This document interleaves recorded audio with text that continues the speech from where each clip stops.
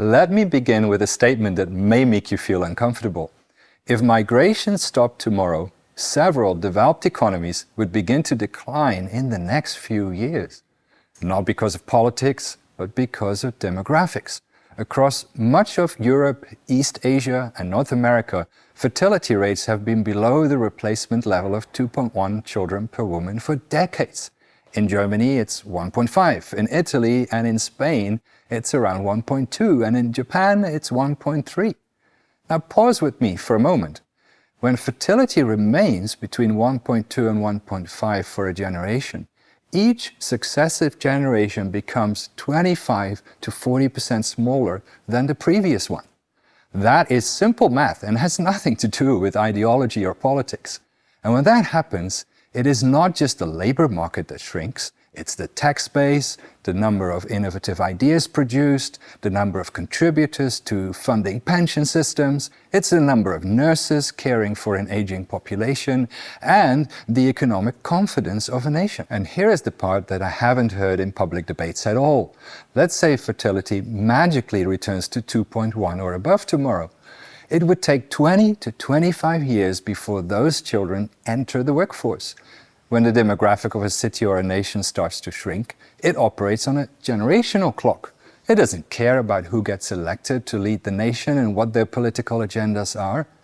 Now, let's look at the workforce math. Across the countries that are part of the Organization for Economic Cooperation and Development, the OECD, there are roughly 3 working-age adults for every person over 65. By 2050, countries like Japan, Italy and Germany are projected to have 2 workers for every retiree.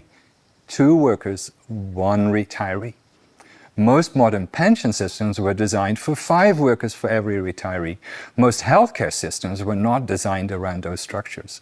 And most political narratives are using old assumptions and old ways of thinking that are not reflective of the societies we live in today. So when we speak about migration, we must first ask, are we diagnosing the correct structural problem? Globally, there are approximately 300 million people who don't live in the country of their passport. That represents about 4% of the global population, which means 96% of humanity lives in the country of their birth. Migration is measurable. And listen, this is not a mass displacement of civilization.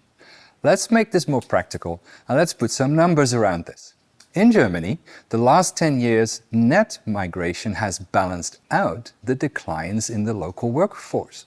Without it, labor force in Germany would have been contracted by close to 3 million. And if we crunch the numbers for the United States, they would have lost 6 million jobs in the last 10 years if it wasn't for migration. Currently, immigrants in the US represent 17% of the workforce. In recent years, they've accounted for almost 25% of new business launches.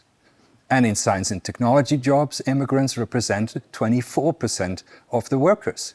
In agriculture and construction and healthcare roles, immigrants represent between 20 and 30% of the workforce. These are labor participation numbers, not narratives. So let's sit with these tensions. Fertility is below replacement. Dependency ratios are rising, and migration represents only 3.5% of the global population, yet plays a stabilizing role in aging labor markets. So maybe migration is not the structural threat some of the headlines claim it to be. Maybe the imbalance in demographics is one of the reasons. Now let me be precise. Migration doesn't eliminate demographic decline, it moderates it. In several developed countries, natural population growth is already negative. In other words, more deaths than births. In those countries, population stability is increasingly dependent on net migration. Without migration, the shrinking of the labor market would be fast-tracked. This has nothing to do with your convictions or your political preferences. It is a verifiable and structural observation. But we all know there are real challenges around the topic of migration. We need to peel back the layers to understand the why. So far, We've proven that migration can stabilize labor markets. Yet, migration doesn't automatically stabilize societies, because economic participation does not guarantee relational cohesion. And this is where city and national leadership enters the equation. When societies experience demographic pressure and cultural change simultaneously, fear can start fueling the narrative that we hear at home and on the news. Headlines warn of housing shortages, overcrowded schools, and cultural clashes. And people feel and experience these things every day. Demographic mathematics is abstract and seems distant from human experience, but that doesn't make it less powerful. Over time, it reshapes entire societies. So let me reframe the leadership question. If fertility remains below replacement for decades, if life expectancy continues to rise, if retirement ages remain politically constrained, and if talent shortages persist, then workforce contraction is predictable. Migration becomes one of the few demographic levers that operates on a policy timeline rather than a generational timeline. Birth rates are generational. Aging is irreversible. Migration is adjustable. That does not make it simple, but it makes it structurally relevant. Now we arrive at the real issue. The demographic case explains why migration occurs. It doesn't explain how societies and organizations integrate differences constructively. You can fill labor shortages and still destroy societal trust. You can stabilize tax revenue and still increase polarization. You can import talent, but fail to build cohesion. So the core challenge is not simply migration volume, it's cultural capability. Do we have the infrastructure? And I'm talking about relational infrastructure, institutional, educational, to navigate sustained intercultural complexity, because the future will not be less intercultural. The demographic numbers make that clear.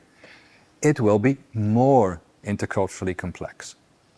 So let me summarize 3 measurable realities. First, fertility rates in many developed economies have been below replenishment rates for many decades. Dependency ratios are rising, with projections in some countries moving towards 2 workers per retiree. And the third point is migration represents only 3.5% of the global population, yet plays a stabilizing role in aging labor markets. These are structural facts. The real leadership question is whether we interpret them accurately. Because if we misdiagnose the structural variables, we design reactive policies instead of strategic ones. Migration is not the sole driver of instability. Demographic imbalance is a structural driver. And the absence of cultural integration capacity is a relational driver. So perhaps the debate needs to shift from is migration good or bad to a far more strategic question. How do we build the intercultural agility required to sustain complex societies? What remains within our control is not demographic momentum. What remains in our control is cultural capability. And that does not develop accidentally. It requires leaders who are willing to slow down their perception, leaders who are examining their own cultural wiring, leaders who design systems that reduce fear rather than amplifying it, leaders who understand what economic integration without relational integration looks like, and that it's actually dangerous. If you're leading in today's world, in business, in education, in government, in civil society, you are already operating inside demographic pressure and intercultural complexity. The only question is, are you equipped and ready for it? At KnowledgeWorks, we have spent more than 2 decades working precisely at that intersection, demographic reality and cultural complexity.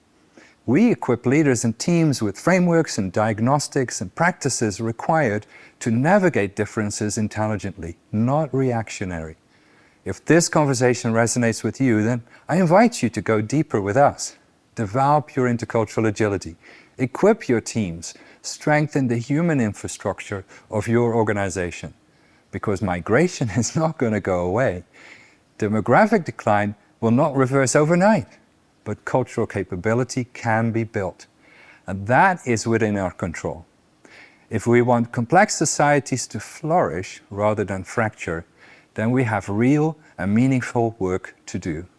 And I invite you to join our movement of cultural creators. I'll see you next time.